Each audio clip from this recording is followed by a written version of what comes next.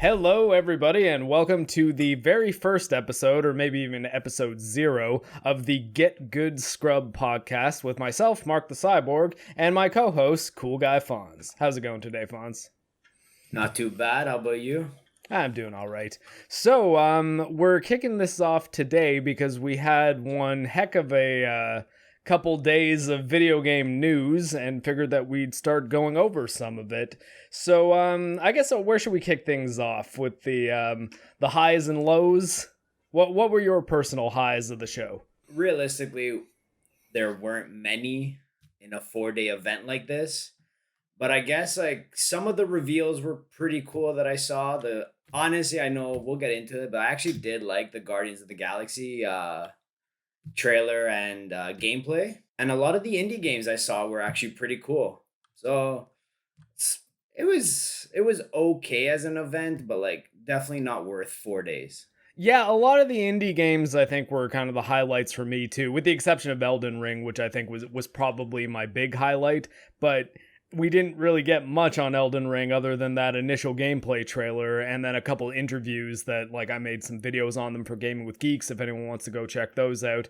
But honestly, in the interviews, we got more information than we got through all of E3, which was particularly funny because yesterday, Bandai Namco had their own event that they just did like 15 minutes on the next chapter of the Dark Pictures anthology, which, I mean, honestly, I'm even forgetting the name of the specific game. Man of Medan was the first one, Little Hope was the second one, and I don't even remember what this one's called. It's like it's in Iraq, and there's like, I don't know, they uncover some kind of ghost. I don't know, and that was the thing, like there were so many things that were just non-memorable. Well, even like okay. Bandai Namco, I guess we're like, this is starting from like the very end of E3, like the last couple of things that happened, but they had Scarlet Nexus coming out that they could have shown. They have Tales of Arise coming up that they also could have shown. Any anime games, because pretty much every single anime game ever made is published by Bandai Namco. And Elden Ring, which I mean, clearly it's not that far away now. It's 6 months away, so there's gameplay there to show. And if you're gonna do interviews with like IGN and Famitsu where you talk about a whole bunch of details, would it have been really tough to do that in the form of a 5-minute video where you say, yeah, we've got this open world that you can go around. Yeah, there's some co-op, so when you're doing co-op, you can't ride your horse, but now you have to face the dangers of the world alone if you're like just you and your buddy, and you can't just run past them with your horse.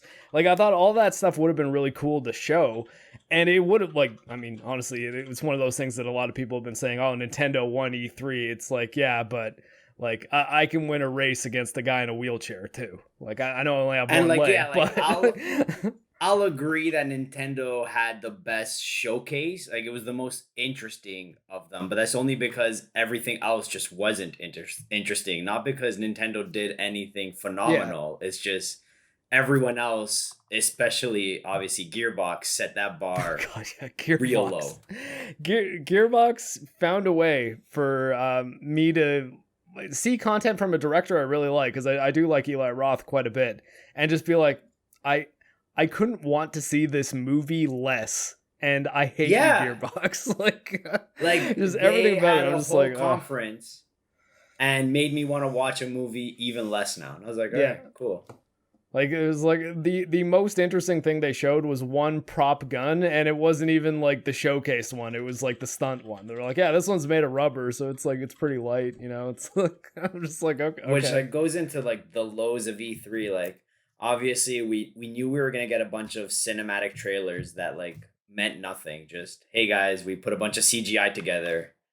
I guess the funny one was Outer Worlds 2. Yeah, that was okay. And that one's really far off, but Outer Worlds 2, that CGI trailer basically typified every single criticism that I always have of CGI trailers.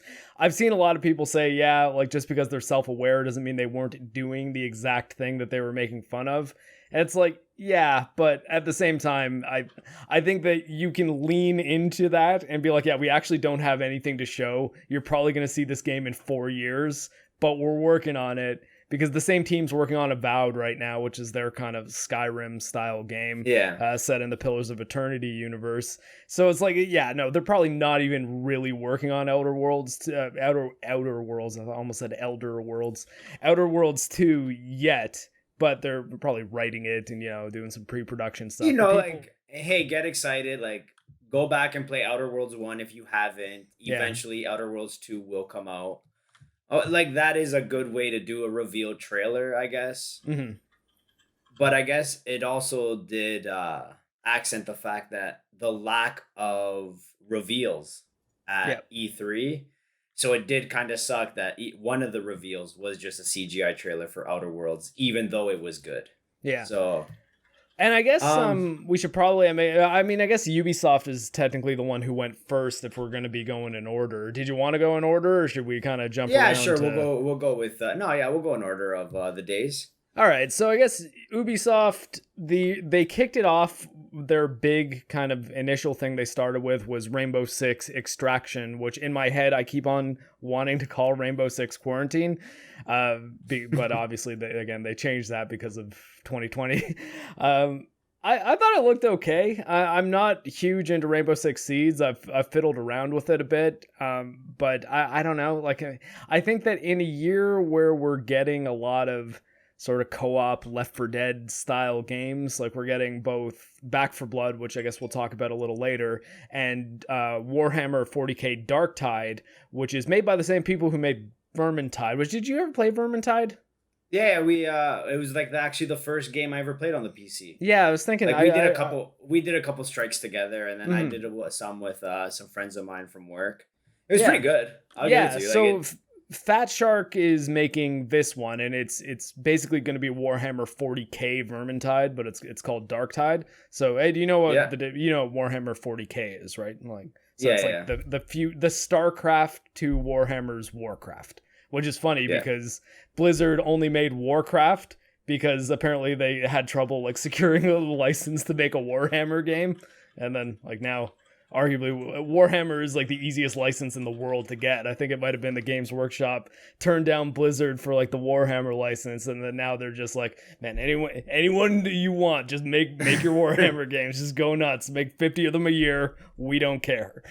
But so they're doing their 40k Darktide one, which we did not see at E3, but it did, knowing that Darktide's on the horizon, knowing that Back 4 Blood's coming out in a couple months, I had trouble even caring at all about Rainbow Six Extraction. It seemed okay, but I don't know. Like... It's okay. I do have a soft spot for games created in Montreal. So there you go. Yeah.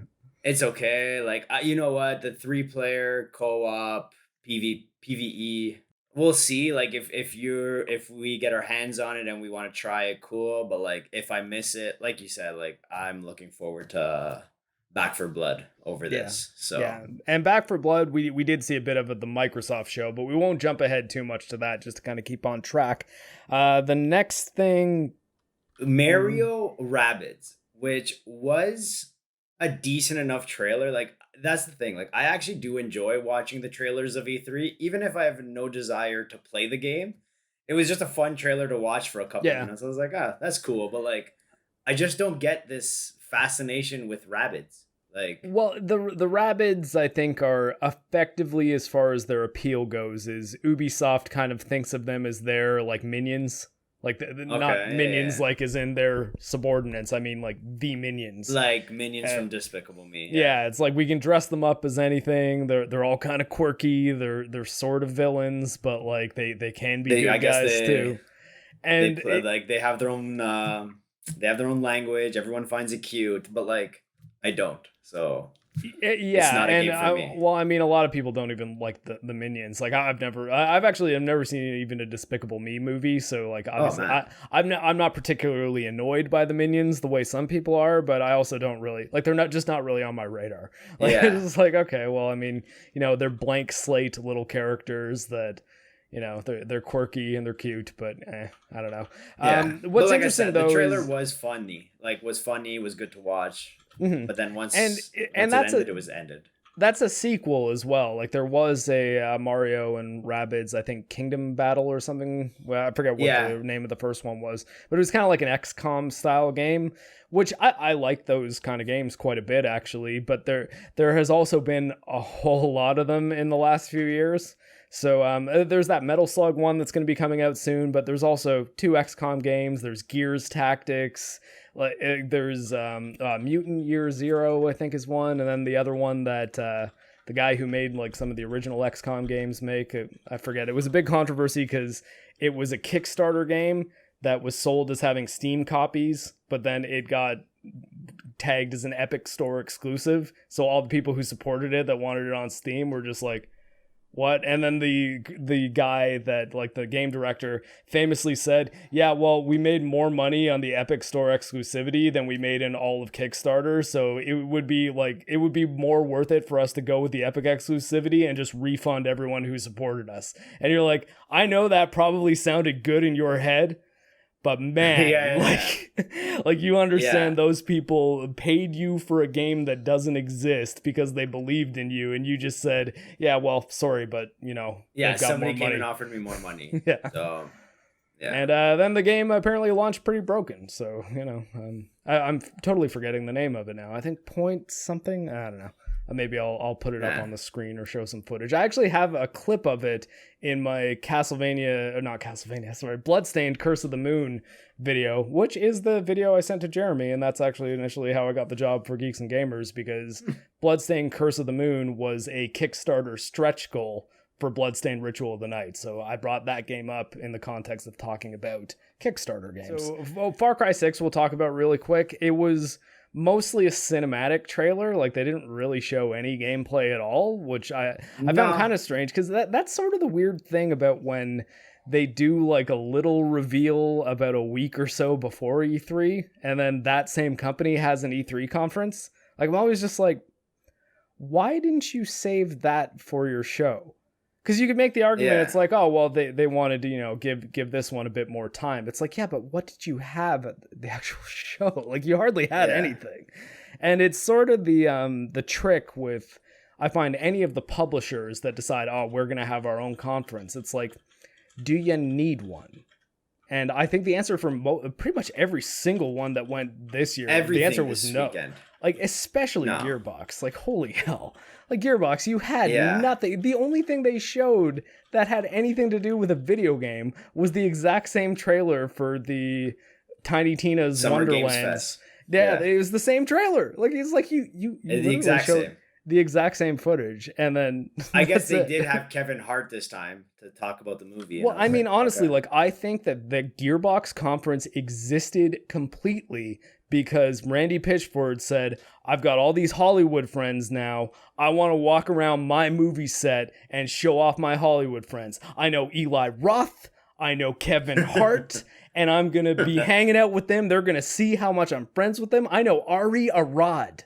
I'm going to talk about Avi Arad, his father, but I'm going to show you Ari. Like, I'm just like, that's all. Like, granted, I think Randy Pitchford's kind of a scumbag anyways. And so, like, maybe that's my bias kind of going into, like, okay, I have a feeling I know what's on Randy's mind doing this, like, set visit that does not need to be shown off at E3. Like, honestly, I think if this was on Gearbox's YouTube channel, it would get, like, under 1,000 views. Like, I don't think anyone wanted to watch this.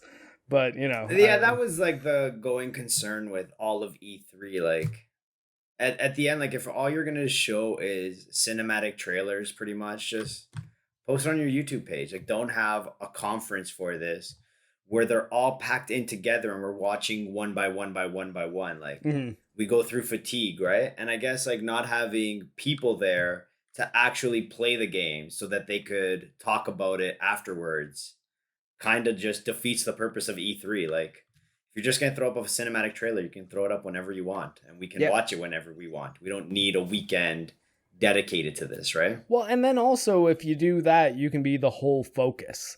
Like, it's not it's not in a weekend where you see 30 other games, or like in the case of Xbox is 90 minutes where you see 29 other games, because I think they showed 30 games. And I mean, I think that I get that that's the moment where all eyes in the industry, or like of the enthusiasts, the people like us who like care, are going to be watching as many of those things as they can. It's like, okay, for this hour-long period, everyone who's a fan of Ubisoft games is going to be watching this, so let's show off all our Ubisoft games. But it's like, well, also, though, how often, like, especially if you've got something that's like just okay looking, sandwiched between two things that look pretty good, that okay looking thing is just going to be like, oh, that sucked. Because even, like, I mean, you could argue that Nintendo and Xbox, I think, were clearly the ones with the strongest conferences. And, I mean, granted, I'm going to still just rack up this reputation as a Nintendo hater, but Metroid Dread, I was really pumped to see, because I really like 2D Metroid. I've always said that I prefer 2D Metroid to the Metroid Prime games. I kind of would have preferred pixel art to the 3D graphics making a 2D game, but you know, I get that not a lot of people do pixel art, so I understand why they didn't. And also they can do things like the camera angle shifting that they were doing in that trailer. And like, I mean, Advance Wars looked pretty cool, because like I used to really like those games on Game Boy Advance. But like so many people were excited about that. I was like, I honestly have never heard about that game in my life. Like, never once has it ever come up in conversation for me. So to see so many people pumped about this, it was all over Twitter. I was like, really? Like, this is exciting for you guys? Like, okay. Like, that's it's cool. also another kind of like turn-based strategy game. But it's fun. Like, the Advance Wars games were both pretty good. I didn't play the DS one, though. I only played the first Advance Wars on Game Boy Advance. I don't think I ever finished it either. It got really difficult towards the end. But they're fun. They're pretty solid games. For Far Cry 6, that cinematic was cool, I guess. Like I've played two of the Far Cry games, and like I get it. They always have an overzealous evil bad guy, but like they are starting to turn all into the same. And I'm honestly worried that like Giancarlo Esposito, yeah. He is just turning into a typecast of himself at this point. Like, he's just playing Gus Frings in different ways now. he's like, Gus Fring in Star Wars, and now he's Gus Fring in Far Cry. And like, he actually is Gus Frings in Better Call Saul. Like, yeah, like literally. He literally is just playing the exact same guy. So like that trailer was cool. Like, you knew what was gonna happen the whole time, but okay. And the only gameplay we actually saw was for the villain DLC, which I was like, oh, that's cool. You're bringing back all the villains, but like, now we're really going to get to see that they're all exactly the exact same character, just like kind of different. Like, okay. And I think if anything has concerned me about Far Cry 6 the most, it's probably that DLC trailer, because I'm like, if you guys are pimping that DLC to be like, we want to sell this season pass before this game even comes out, and we're going to do it by giving you greatest hits of all the villains from the last couple of games, because you know that those were the interesting characters, because people remember like Jason Brody from Far Cry 3 as like a meme. And I don't think anyone really remembers the main character in Far Cry 4. And the main character in Far Cry 5 is just the rookie. Like, he or she doesn't really have a name because it's a created character. So it's like the only characters you remember from these games are the villains. And for the most part, the main villains. So it's like, and though technically, Voss, not actually even the final villain of the game. Like, he actually dies like 2/3 of the way through. That's what people often don't remember about Far Cry 5. He was just the most memorable. Oh, also showed up, I believe, in Better Call Saul, that actor.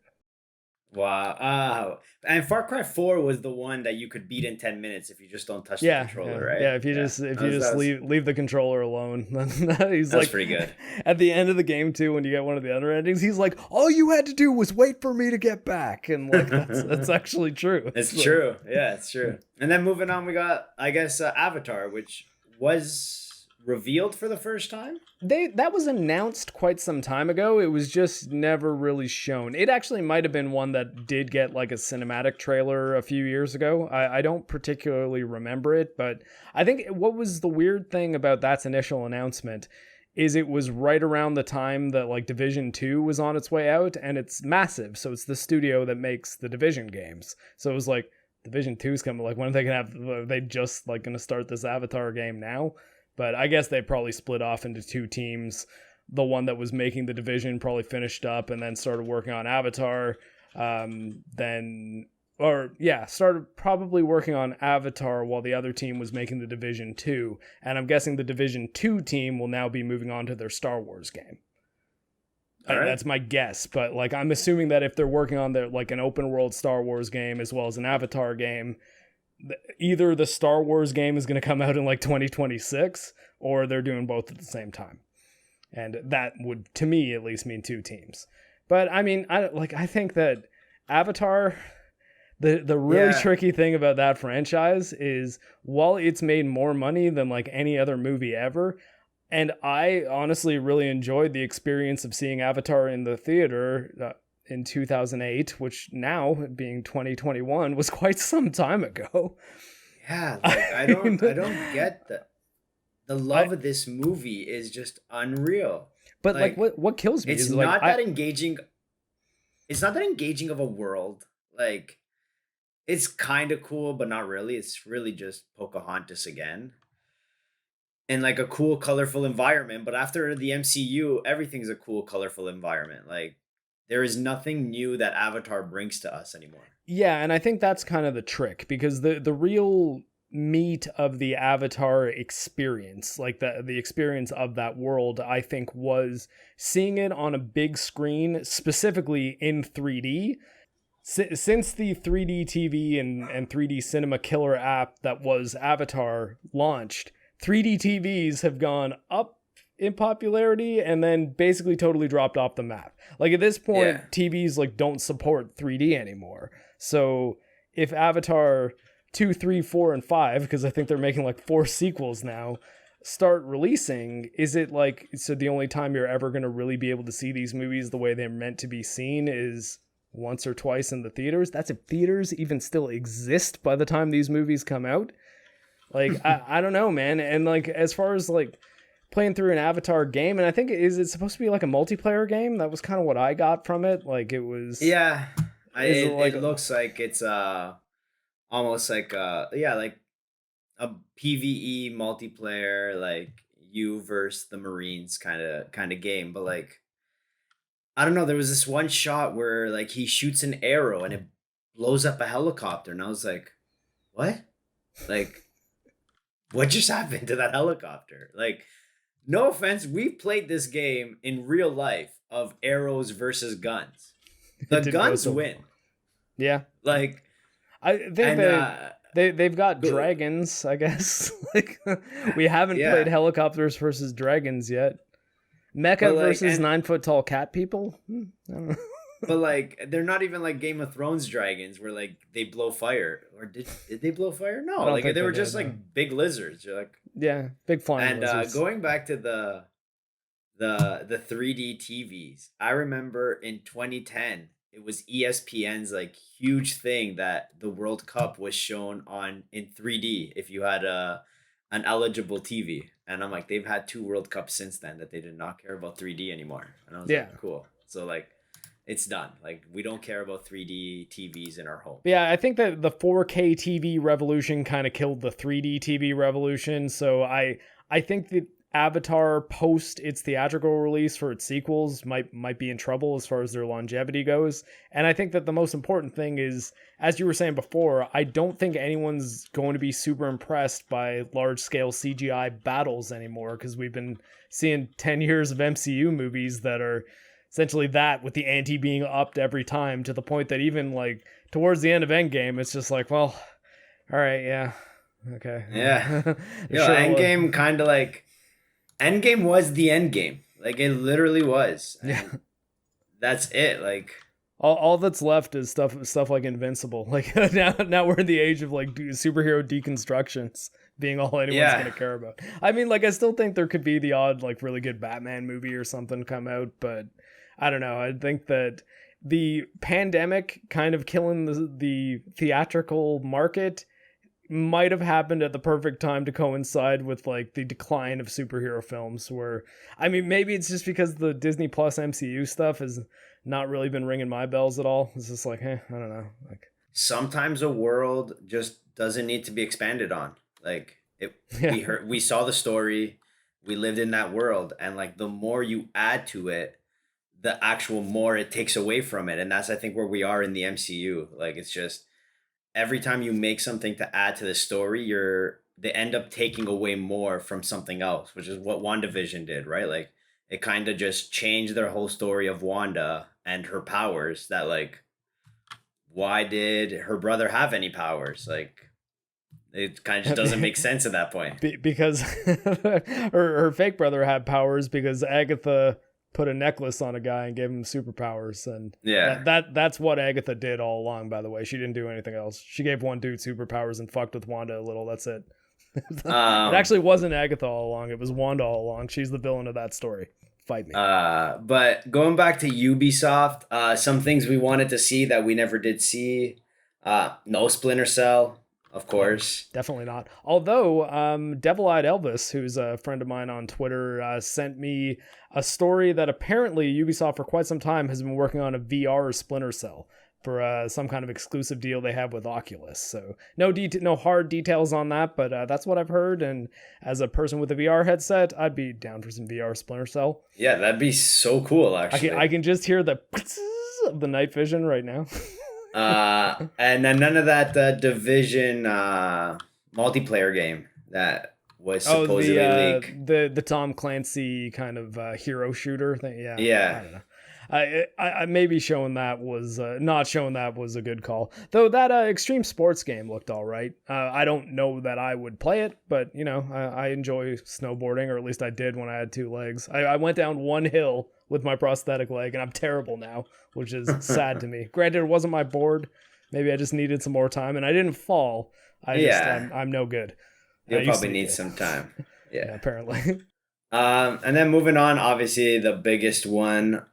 What was else was on day one? Oh, Gearbox. Gearbox, yeah. But I think we said all we need to say about Gearbox. Yeah. Randy Pictures has Hollywood friends now. That's the Gearbox event. It's a cool story, bro. Yeah. Oh, and Godfall is coming out for PS4. So now PlayStation 5 has lost another one of its next-gen exclusives. Like a year after the fact. It's amazing. PS5. I couldn't even do an exclusive demo, right? Then we'll moved on to on Saturday, obviously we had the Xbox Bethesda, which was probably, I think, the longest of all the conferences. I think it was the longest one, and I think it also had the most meat to it. Microsoft, probably because of the fact that they teamed up with Bethesda, or like bought Bethesda, they had the most to show. Though, I mean, also they were guilty of a bit of wheel spinning and showing things long before they were ready. And yeah, I'd say in the case of Starfield and Halo, which I thought were going to be the two deeper dives, showing not enough of things that should be more ready than they are.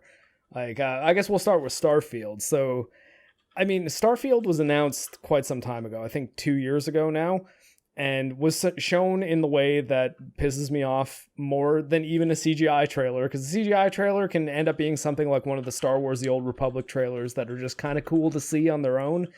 But Starfield and The Elder Scrolls 6 were both shown as just like title screen. Yeah, here's the title of the game that we're working on. Here's another title of another game that we're going to be working on and will come out several years after the first title screen that we showed you. And we haven't seen anything at all from Starfield, aside from a couple leaked screenshots and the odd leaked Starfield gameplay video that pops up on like Pornhub or something that turns out to be some mod some guy made for Fallout instead. But like, the point is, we've got no solid information on Starfield at all. So this was their moment to be like, oh, this thing might actually be pretty cool. And they showed a game engine trailer that realistically could have just been a CGI like demo. Like they did not show anything. They showed a Land Rover like taking off from a planet, and that's pretty much it. For a game that's releasing in like 4 months. Like no, it's 2022. November 2022. But even still, if it's a year and a half out, they should have more than that. Like, you'd figure they would be able to show a little bit, a couple like vertical slices of gameplay where it's like, oh, here's how this looks different from Fallout, here's how this looks different from Skyrim, and most importantly, speaking of another CGI trailer, how this is different from Outer Worlds.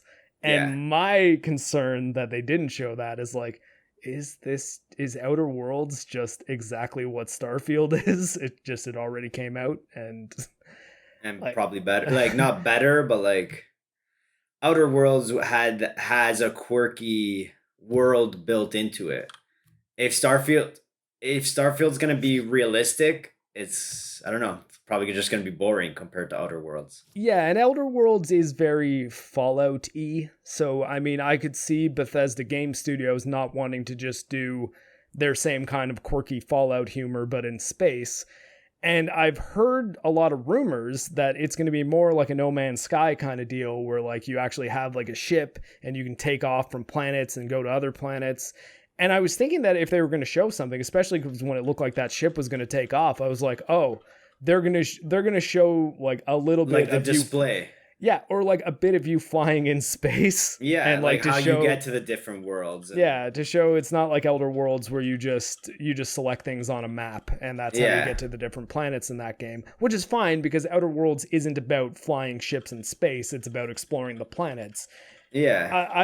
I don't know, like other than the fact that they showed the guy picking up a gun, where it's like, okay, so there's going to be shooting in this game. It's like we still don't really know anything about it, other than I think Todd Howard gave an interview where he referred to it in one line at one point as Skyrim in space. So they're really banking off their previous successes to be like, hey, we've made good games before, so don't worry, this one's going to be good too. I think though the tricky thing about Bethesda Game Studios, like the studio, not the publisher, Bethesda, is they do make very glitchy games. Granted, they're very interactive games. Launch, they're games, yeah. Well, I mean, not even at launch. Like even Skyrim isn't perfect now, and it's been years, and it's been ported to everything. But they make games where you can interact and pick up with pretty much anything. You can open any drawer. There's a lot you can do, and there's not really any other game that does or even company other than Obsidian, I suppose, who made the Outer Worlds, but also because they've made a Fallout game. There's no one that really does games quite the way they do, but also they've been getting more simple every time. Like Skyrim was significantly more simplified than Oblivion. Fallout 4 was significantly more simplified than Fallout 3.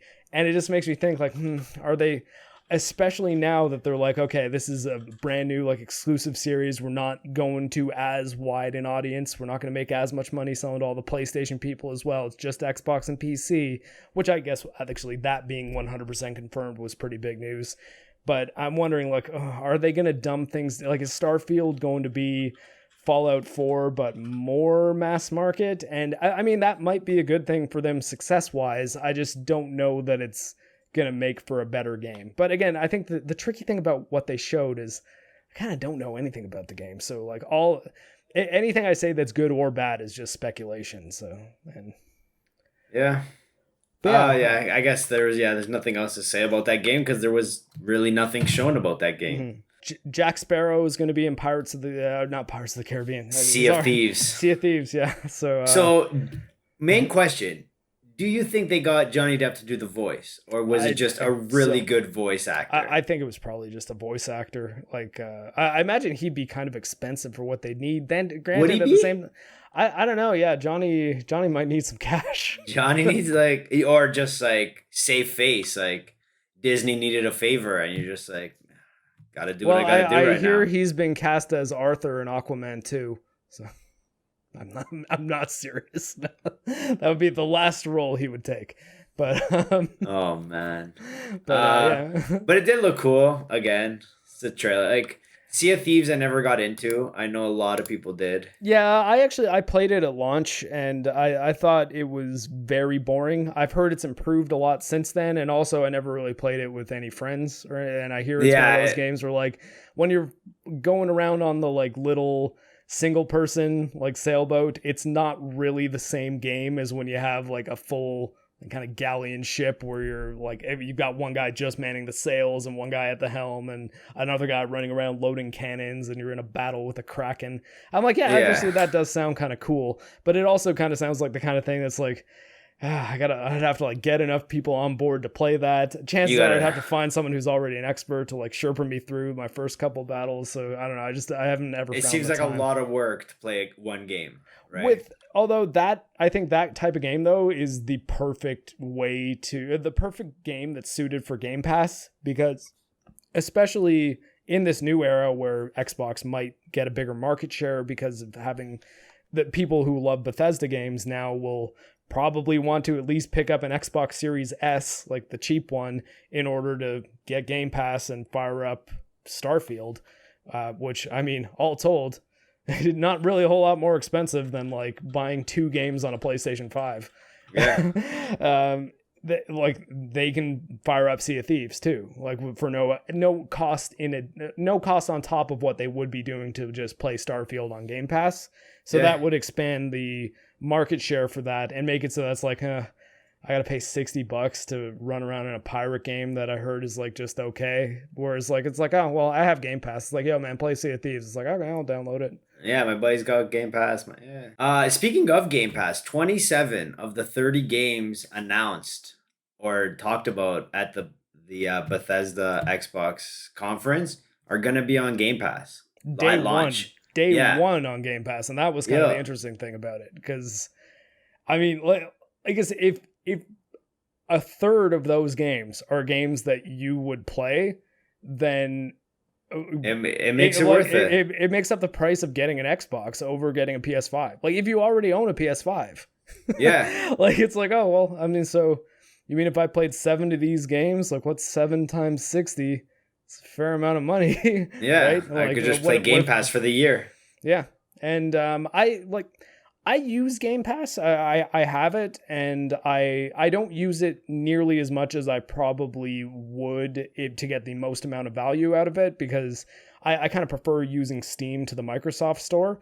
But for my purpose of content creation, especially because I will often do like cutaways to other games, having access to that big library and just being able to be like, okay, I'm making a video on Days Gone.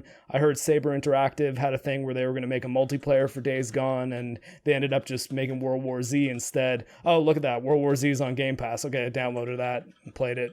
Put actually a fair amount of time into it because it's actually really good. But, you know, you can do things like that. Or Dragon Quest 11, I fired up for a bit for another video I was making. And just having all those games just at your fingertips. Flight Simulator, I tried Microsoft Flight Simulator. I'm terrible at it. It's not for me, but, you know.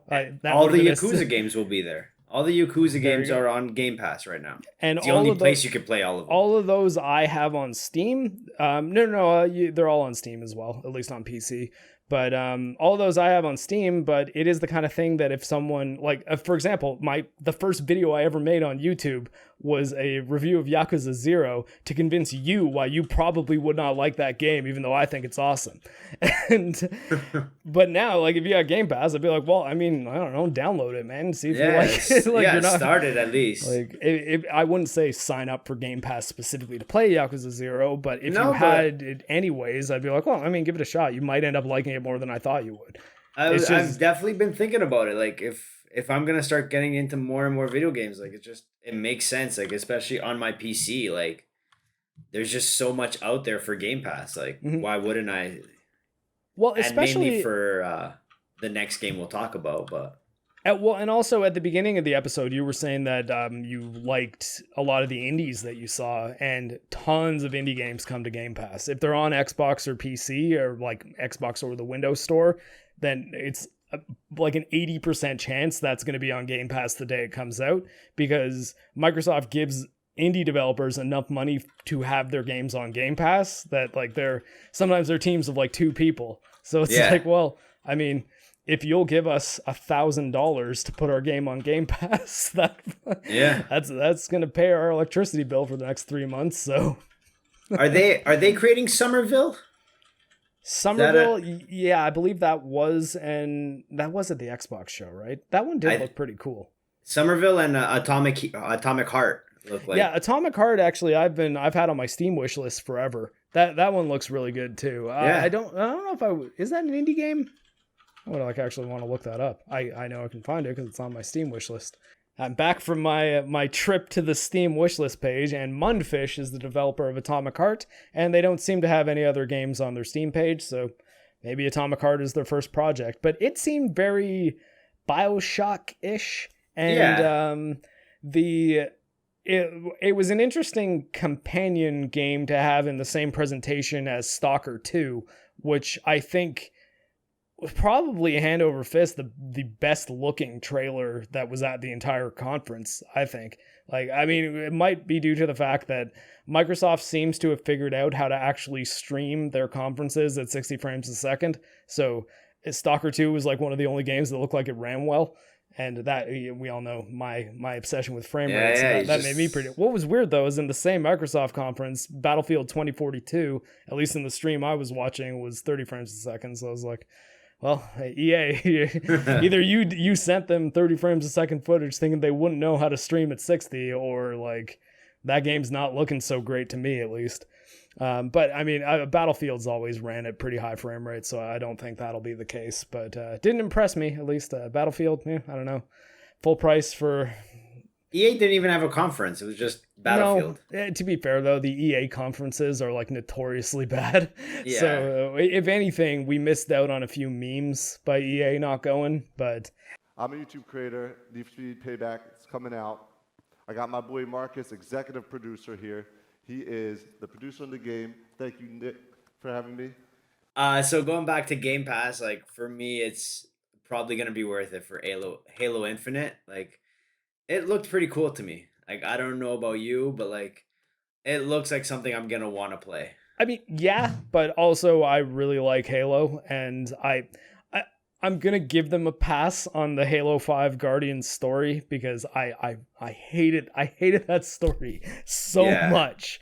Yeah. But it seems like they're doing a vision, like or they're doing like the MCU of like, oh yeah, this character who you thought were dead, we're gonna find a way to bring them back in like kind of a roundabout way. Obviously, the two AIs are gonna just converge at some point. Spoilers for Halo 5, although I think if you have not played Halo 5, you could probably just skip it at this point.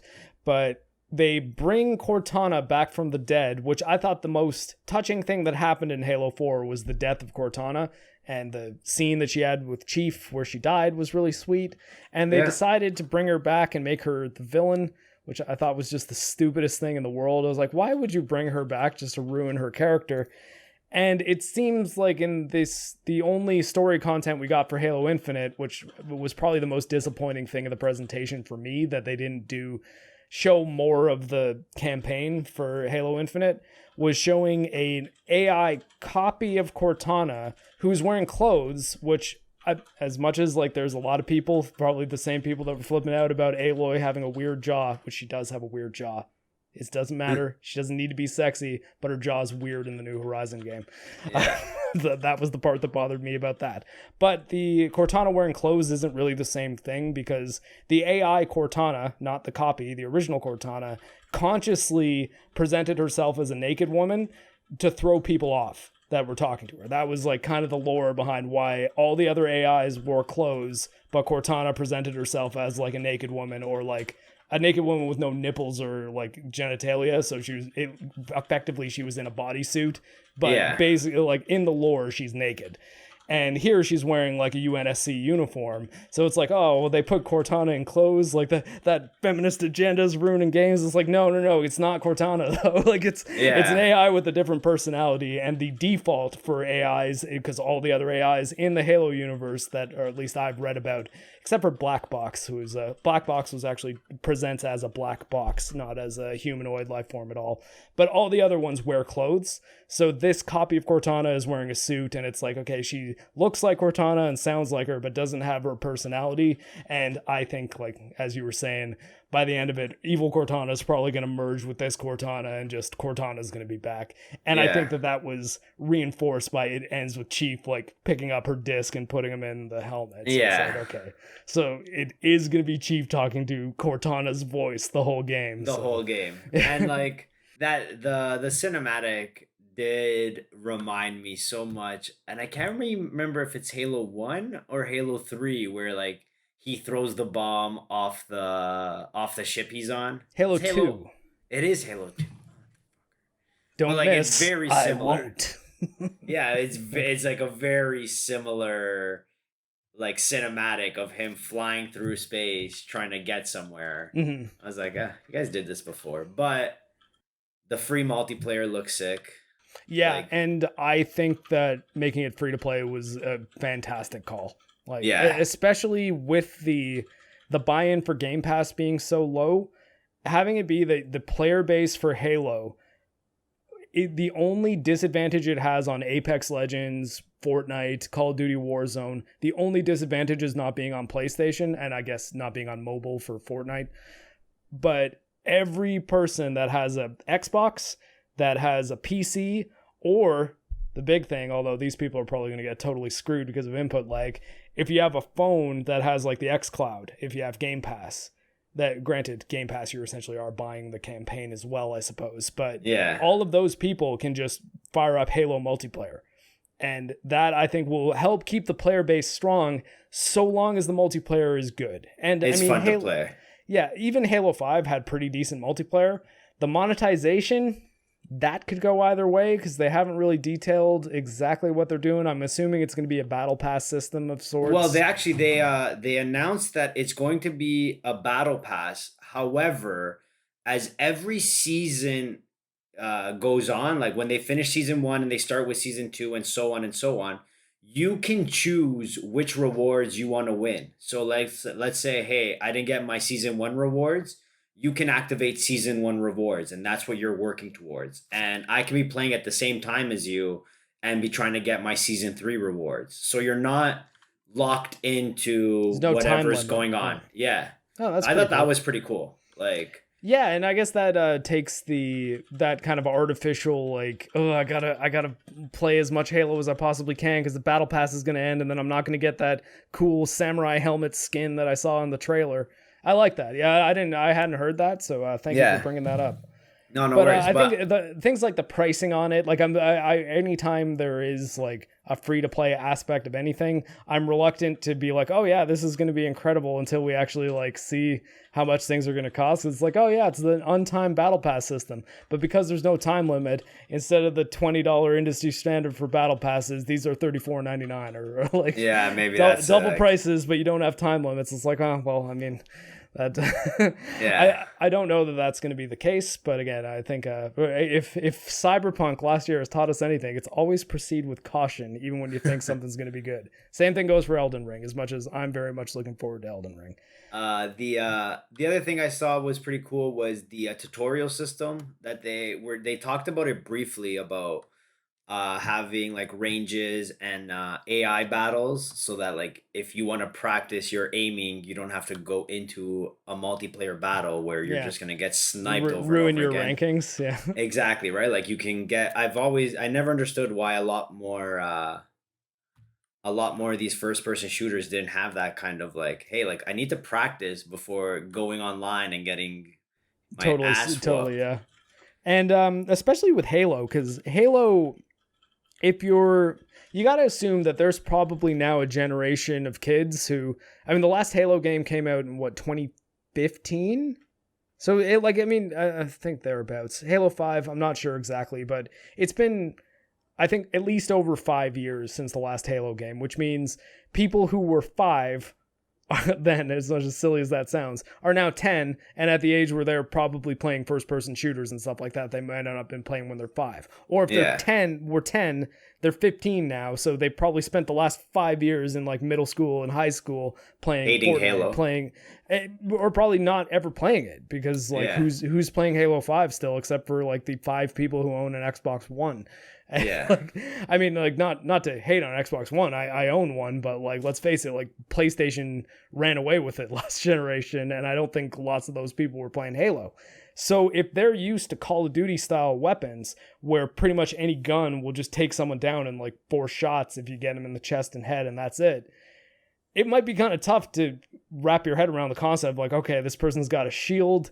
Some weapons just won't take out a shield at all, essentially. So, I mean, the kind of noob combo is like the charged plasma pistol shot and then a precision weapon to the head.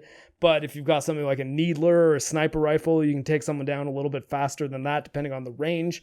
And learning all that stuff in the middle of a ranked match, I think might be kind of stressful for a lot of people that don't understand Halo yet. So I think, yeah, you're right. Like those tutorials, I think could be huge for new players, especially if they've got friends that are like, no, man, trust me, learn how to play Halo. Like it's the rhythm of that combat's actually really sweet. You just got to sort of learn how those weapons work. And once you learn them, it's a good game. But if you're just trying to use the assault rifle and shooting people from across the map like it's Call of Duty, you're never going to get a kill. Never mind, never going to win a match. You're not going to get one kill doing that. And like to see the sticky grenade back in action, which I know like other games have a sticky grenade, but it's just not the same. The blue spider returns. Oh man. And what's the other thing I noticed is just what's with every game getting a grappling hook now? Like it's just mandatory. Yeah, grappling hooks are cool.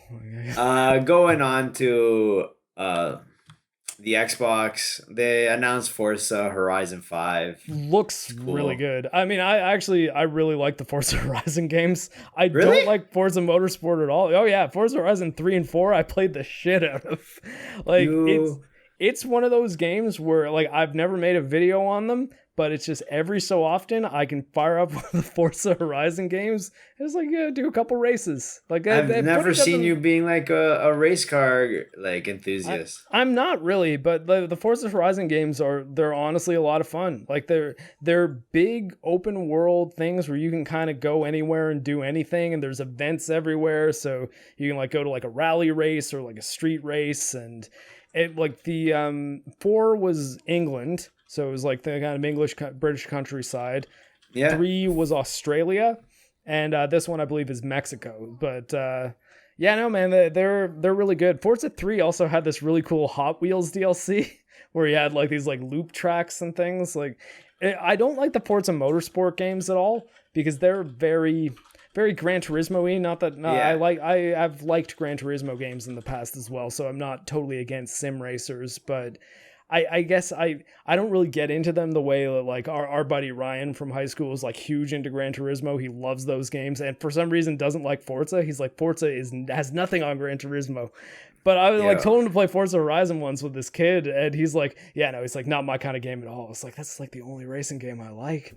Yo, I spent 3 hours trying to get the original driver's license in Gran Turismo 1, and I was just like, fuck this game. Oh, fuck this. There's none of that in Forza. This is why like you should honestly get Game Pass for like a month and play Forza Horizon 4. I honestly think that you're gonna just like look at your watch and be like, oh, I just played this game for 60 hours. Now I'm fired from work and my wife had the baby. What do you know? Yo, man, like I'll never forget that driver's license and the driver's license from Driver from PS1. Oh yeah. That first mission. Oh my god. It put me off on fucking like driving games until Grand Theft Auto came onto the scene. Yeah, and I mean, Driver was much more finicky than GTA 3 was. Yeah. But was there anything else from Xbox? Oh, the Back 4 Blood PvP, even though we saw most of it at the Summer Games Fest. But yeah, and I think that like for me, it's going to be hard to impress me with anything from Back 4 Blood because I know what to expect because I know the Left 4 Dead games. That being said, it's probably one of my most anticipated games of the year because I really like Left 4 Dead and it's been a long time since I've got a chance to play like a new Left 4 Dead content. Though apparently they did an update for Left 4 Dead 2 like not too long ago, like this past year. And maybe I should check that out. But that boss at the end just looks so huge. Like, yeah, no, you'll get mutant zombies in Left 4 Dead games as well too. That happens. I feel like I'm forgetting something that I thought looked really cool at Xbox. I don't know. It's gonna hit me like 3 days later. We'll do it in episode 1 or episode 2, whatever we end up calling this one. We haven't decided on episode 0 or episode 1 yet, but because it's not going to be every day that we're going to have an E3 episode. That's probably going to be like E3 twice the length. E3 recap again. Yeah. Then we're going on. So day 3 was Square Enix. Okay, yeah. So kicked off with Guardians of the Galaxy, which is what Eidos Montreal, your another Montreal game, has been working on, and I found it kind of underwhelming, mostly because I don't really like the art design of it, because I think that similar to the Avengers game, they made it look different enough from the MCU that it's weird, but not different enough that like that it's unique. That it's not weird. Yeah, like it still seems like, okay, it's realistic style graphics. It looks like the exact same engine as Avengers. Marvel's Avengers, kind of makes sense because Crystal Dynamics worked on Avengers, and they did Tomb Raider and Rise of the Tomb Raider. Eidos Montreal did Shadow of the Tomb Raider. So like clearly those two teams are like in communication. They're working with the same engines. What I did very much like about Guardians of the Galaxy as opposed to Avengers is it seems like Guardians is almost going a step further than what I thought they should have done with the Avengers games, which is it looks like you only play as Star-Lord. Only play as Star-Lord, yeah. And I thought that Avengers would have been much more interesting to me if it was not this is like Destiny, but it's the Avengers. Like it's a live service game that's going to have content for years and a bunch of different campaigns, and you can play as anyone. And you can get loot and upgrade Hulk's spine to do more damage. Like all that stuff, I'm just like, yeah, I don't think Avengers is the right universe for that, man. Like I don't even dislike those kind of games. I mean, Fonz and I have probably between us put like 6,000 hours into Destiny 1 and 2. So like, I mean, I'm no stranger to looter games. We used to play the hell out of Diablo 2, which, I mean, that's what we're doing at the end of September, though that might be 1 week before I start a military medical course. So I'm just like... Ooh. And 1 week after I have a baby, so... Oh, God. Yeah, we're again. Well, I mean, that's going to be a hard one. Diablo, you're playing with a mouse. Just map your healing and mana to your thumb buttons. And one hand it while rocking the bassinet. That's it. So you can do that. And I'm going to have an iPad with my notes trying to study. Well, clicking here, okay. That's what we'll be doing at the end of September. We'll look forward to those streams, everybody, where both of us are incredibly distracted and trying to level up I'm probably going to be a druid because I love that class, but I don't know what your deal is. I don't know. I got to try. Sorceress again. You usually go magic user, I find. I usually do, but like I'm trying not. I would try not to because I've already played the hell out of that game as a sorceress. Yeah, that's true. Going back to Guardians of the Galaxy, like you don't control the other Guardians, but you do tell them what to do. Yeah, almost. They're like your like a Mass attacks. Effect. Yeah, like a Mass Effect kind of thing. I think you can give them commands like, "Hey, go over here." So I don't know. I am going to try that mainly because I think this game and the whole Nintendo conference, I think I gotta get on that Switch, man. I think I'm gonna have to, and I'm like, that'd be kind of cool on Switch. Like it's the streaming version on Switch. Okay. For Guardians of the Galaxy. So Guardians of the Galaxy, Hitman 3, Control, and I think that might be it right now, are Nintendo Switch streaming games. So it's not a native version that's on Switch. It's if you have an active internet connection, you can stream the games to your Switch the way you would play like a Stadia game. Oh, come on. Yeah. Come on. But you should probably play it on PC. I'll probably just play it. I'll tell you this though, I really dislike the Jake Paul looking Star-Lord design. I was like, what were they thinking with that haircut they gave him? Yeah. I was like, it looks so strange because it's like he's like totally shaved bald around his head and he's got like kind of more volume at the front of his hair than seems reasonable for a person to have. And I'm like, Gamora's hair too looked like it was like a solid block of stuff. Like it wasn't moving at all. Like I don't know if that stuff could just be unfinished, but Chris Pratt's like dirty blonde, I get it, but in this trailer, like he is blonde, like Zach Morris. Like he looks more like Zach Morris than he does Chris Pratt. Yeah, and I think it's also a weird haircut too. So I mean, that's kind of like I don't know. That was a bit strange.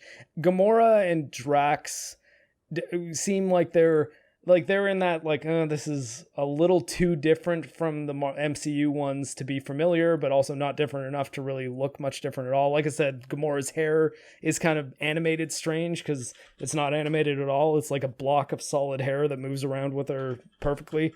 And Rocket and Groot just look exactly like they do in the MCU. Ooh, did you see Rocket's beard? But I mean, that's it. Yeah. Because I mean, ultimately, he's a raccoon. Like you can't really make him look that much different. But like, I don't know. I thought the designs were strange, and I had the same kind of issues with the Marvel's Avengers designs too. Yeah. It's like, I think honestly, like both of those games, I think would be much more effective if they went like the old PS2 Ultimate Spider-Man game route. Like just made them look very cartoony, very stylized, not at all evocative of the MCU. Or like, I mean, I guess, you know, the game that did it well though was PS4 Spider-Man. Like that. Yeah. But also I think that was where they really nailed it with that big white spider on his chest, that it really didn't look like the MCU suit. But also Spider-Man suits all kind of look like Spider-Man suits. So exactly, right? Like they all look a little different, but they all look kind of the same. So Spider-Man's hard to do, but I wonder, like, first of all, I really wasn't into Guardians of the Galaxy. Like the 70s really? music is like, sorry, as a comic book.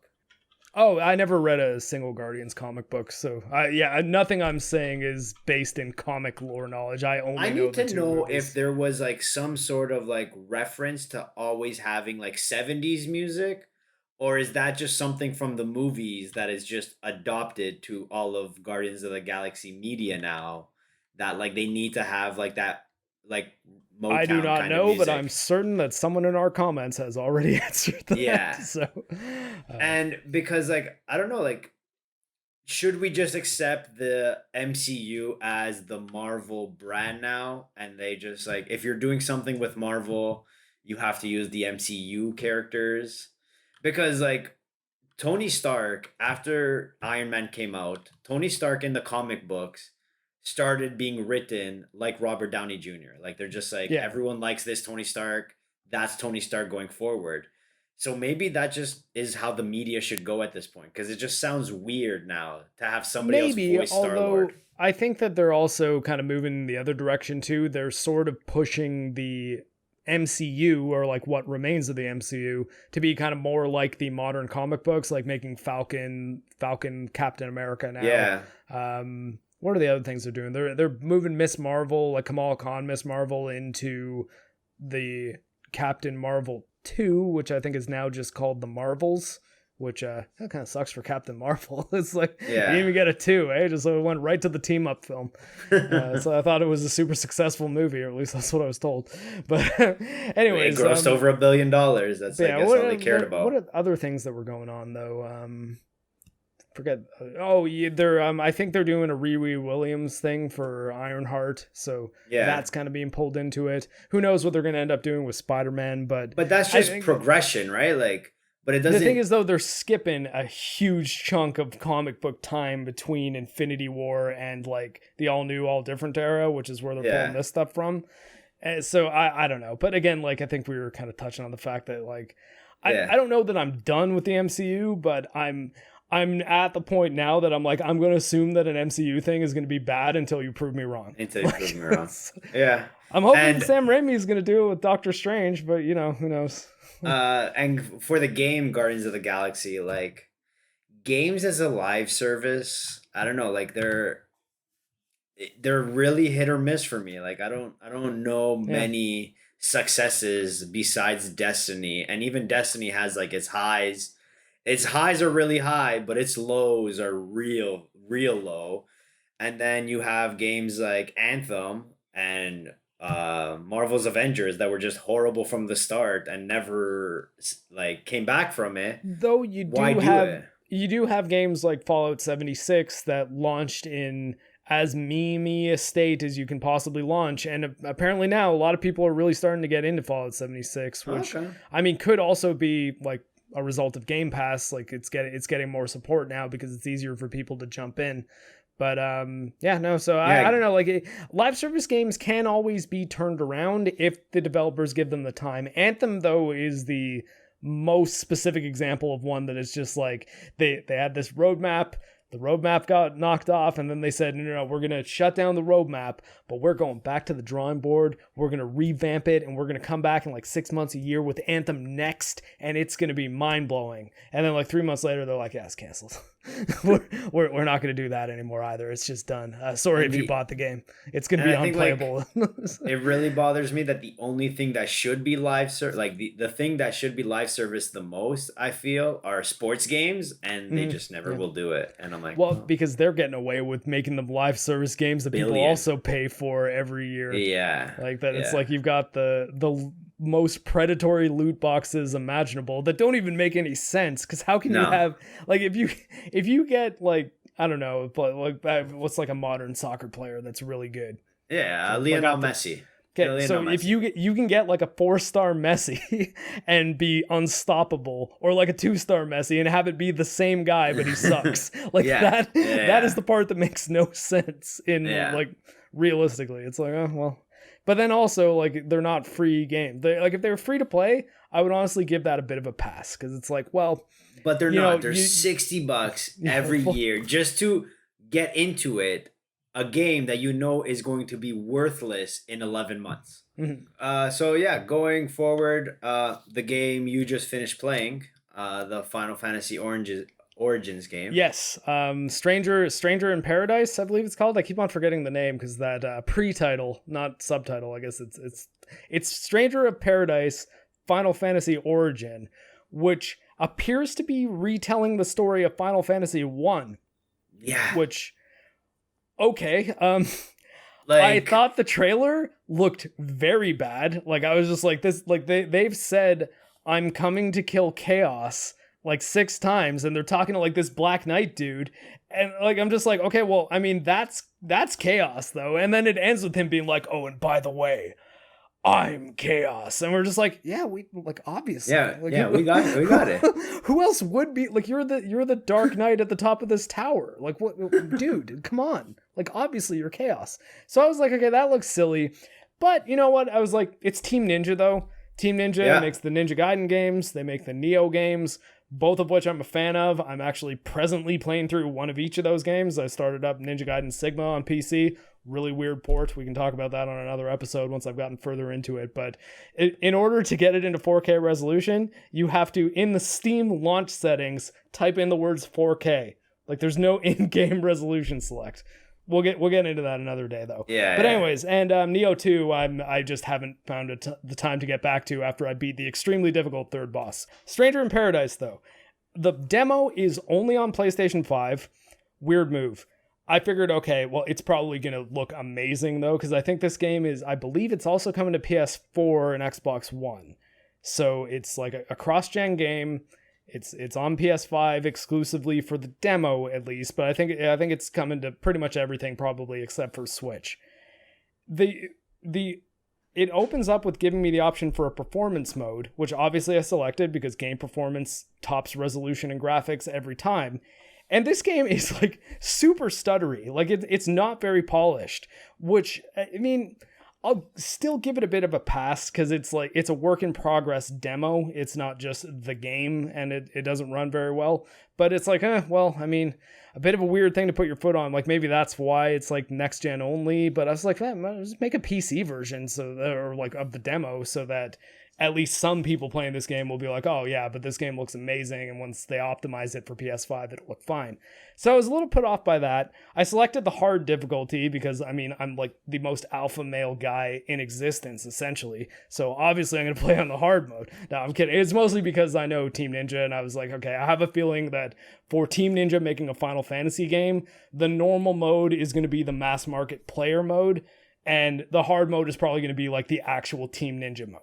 Because like even the Ninja Gaiden games were very, very difficult. They're still difficult today. Like very, very good. They're tight combat, so it's fine, but not easy games. So I was like, okay, the hard mode is going to be the experience that I had imagined was intended. It was very difficult at first. I was like, oh man, like I might actually have to pump this down to normal because I kept on getting killed by the first strong enemy that you fight. I eventually kind of learned the parry system and figured it out, and then got past them. And was thinking, this really is just Neo DLC with like some Final Fantasy elements to it. Like the UI is exactly Neo. The targeting system's Neo. It plays like Neo. Everything about it was just like, this is just more Neo, but with Final Fantasy. Then I got past that one little area, picked up another weapon, and was like, okay, when I pick up this weapon, I now have the Mage class. And you can hit the triangle button to switch from like the greatsword class that you see in the trailer to a mage class, where all of a sudden I can shoot all sorts of spells. and you have access to all 3 levels of the Final Fantasy spells, and like all of them from the get-go, at least in this demo. So it's how long you charge up the spell. So if you have the fire spell equipped, you press L2 and R, or press R2 to charge up the fire spell, but then if you charge it up enough, it turns into Fyra, and if you charge it up enough, it turns into Fyraga. And I was doing like crazy amounts of damage with this. I was like, oh, this is actually pretty sweet now. And then I eventually got like a halberd, and it became like the Dragoon class, and I was like, man, like this is actually like pretty good. And like I haven't finished the demo yet, but I got to an area where there's these like gateway things that spit out enemies that you have to destroy to stop enemies spawning, and I got to an area where there's 3 of those. It's the first time I've ever interacted with multiple of them, and then we had to start the show, so I couldn't keep playing. But honestly, I was, aside from the game performance, which is spotty, pretty impressed with it so far. And even the kind of lackluster character design, like it seemed a little bit weird that Jack, or like protagonist dude, was like, I don't know, he looked like a white guy with like just like Eminem hair, and I was like, that's like Tetsuo Nomura is really just phoning it in at this point. Like I know people make fun of him for always having his protagonist be like spiky haired anime boys, but this character doesn't even look like he's supposed to be in a Final Fantasy games. But you're constantly finding armor and weapons, and like it's actually changing the stuff that you're wearing. So it wasn't very long before I just didn't even look like random blonde dude after a bit, because it's like, oh, okay, I've got all sorts of gear on now. So but yeah, I was at first very underwhelmed by it, because it was just like, okay, this is just more Neo, and I haven't even finished Neo 2. But then once the job system started opening up, I was pretty impressed with what I saw. The trailer gave me Brotherhood vibes. Like the movie. The Final Fantasy 15 Brotherhood one? Yeah. Oh, the anime or the Kingsglaive? No, the Kingsglaive. That's Kingsglaive. Yeah, and I mean that's probably because of the Nomura character designs, and like they're all pretty similar. There's actually one thing that's funny that you mentioned, that the 2 party members that I had with me could not have been more useless. They were actually at times in my way, especially when I only had the greatsword class. They're doing their own attacks that are doing hardly any damage, and making it difficult for, especially in the indoor like catacombs area that you start out in, it was making it difficult for me to see the enemy attacks when I'm trying to time parries. So I'm like, if you guys could get out of my way and just let me fight that thing that I'm going to do all the damage to anyways, that would be awesome. But you can't seem to issue them any commands. So I was like, I don't know, like at the same time though, like I expected to be like, I don't know, this game, like it looks like just Devil May Cry knockoff stuff, but I was actually really getting into it towards the end of the time I was playing it. I put maybe about an hour and a half in.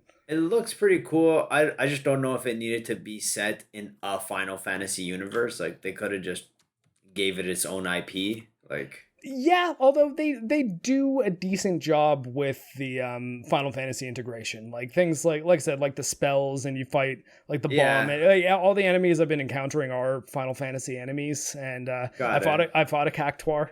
There was a Cactuar battle, and the bombs, you can throw fireballs at them, and like fireballs shouldn't do any damage to a bomb, but it makes them expand, and then you can make them expand to the point that they blow up, and when they blow up, they stagger all the enemies around them. And when the enemies are staggered, it's kind of like in Sekiro, where you can then go up and do like an execution move. Also, the game's pretty bloody too, or like, I don't know if it's this like red crystal stuff, but there's plenty of times that like after a battle, your guy's just like covered in what looks like blood. And I was like, man, like, yeah, I could get into this game. That's kind of cool. And then moving on, I guess something you're pretty pumped about too is Final Fantasy 1 to 6 remastered. Yes, although I should clarify. I don't like the fact that this game is this collection, or not even collection. I think it actually is just individual games. I'm not crazy about the fact that they aren't coming to consoles, because why not? Like, I mean, you can't honestly tell me that a Nintendo Switch, a PS4, and an Xbox One can't run these games. Like, that's a little ridiculous. But where I even made a post on like the LSM Facebook page about this. Anyone who is like ragging on the fact that's like, or using the don't you guys have phone memes about, because for everyone who doesn't know what we're talking about, the pixel remasters of Final Fantasy 1 through 6. So the ones that include my 2 favorite Final Fantasy games, 6 and 4, are only going to be coming out on Steam and iOS and Android. So Steam and Yeah. mobile, PC and mobile, and that's it for now. Because I imagine, like, Square, they like making money. I imagine we'll see those on consoles. But I can't believe how many people I saw flipping out about that wouldn't say a peep about Final Fantasy VII Remake and Final Fantasy 16 being exclusive to PlayStation. And like, I was like, guys, like, just so you know, like, I'm on your side on this one because I think those games should come to consoles, especially because there's zero reason why. Like, you can't even tell me, oh, well, we specifically programmed these for everybody's phone and everybody's computer, but we'd have to do a lot of work to get it running on a Switch. It's like, no, like, I mean, they're ROMs, basically. I don't even know what you guys are doing to them if you're doing anything. You can put these games on everything.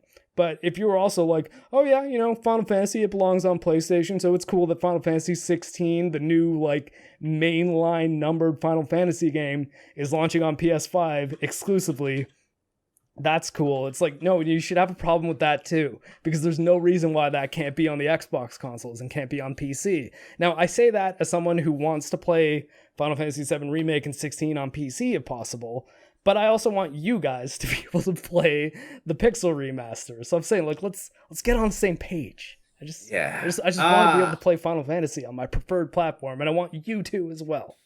They definitely didn't announce whether it's one game or 6 individual games. I think it's supposed to be 6 individual games. But they also didn't really say anything about it. Like, what are they doing? Because, like, the trailer kind of just looked like they were the actual ROMs, like you said. Yeah, like, and that we did nothing to it. That would be absolutely the easiest thing to do. I think, though, that the tricky thing would be calling them Pixel remasters, when it's just like, you need to do some work to them if you're going to call them a remaster. But what that might be is just formatting them for widescreen. Like, I would assume, because I don't know, man. Here's the best thing they could do. Like, pie in the sky. There's 2 best case scenarios. One of them, though, is absolutely not going to happen. The one that's not going to happen is redo them all in, like, the Octopath Traveler style, which, I mean, it's Unreal Engine, so it's not the Octopath Traveler engine. That's a mistake some people made. I think it just runs on Unreal, but they do things to make it look like a pretty cool 16-bit, but like in 3D kind of pixelated graphics. That's probably not going to happen. What would be best case scenario other than that is if they do them in the style of the PSP version of Final Fantasy IV Complete Collection, which is how I played Final Fantasy IV most recently about 3 or 4 years ago. And man, that is like perfect. Like, they're in 69, like, they're widescreen games. They still look like Super Nintendo sprites, but they're much more detailed. So it's it would be like a remake of a Super Nintendo game if it was on PlayStation 2.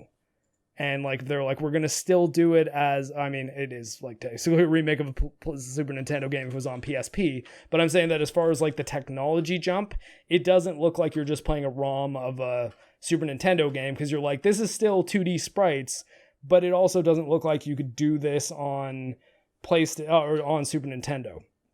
The problem with the Steam version of Final Fantasy VI and Chrono Trigger, I believe, had kind of a similar thing, though I haven't played Chrono Trigger on Steam, and also the iOS and Android ones, is they're so clean and HD looking, and the art style is different, that they look kind of weird.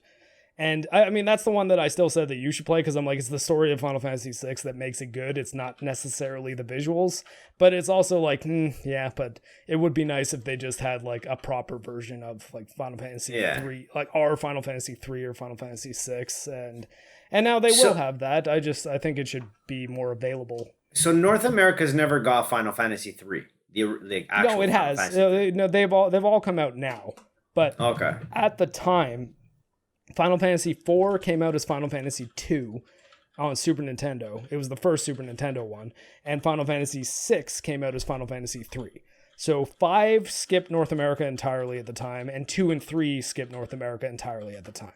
But they've eventually been released. 2 I didn't play when it came out, but I did play 3 back like when we were kids.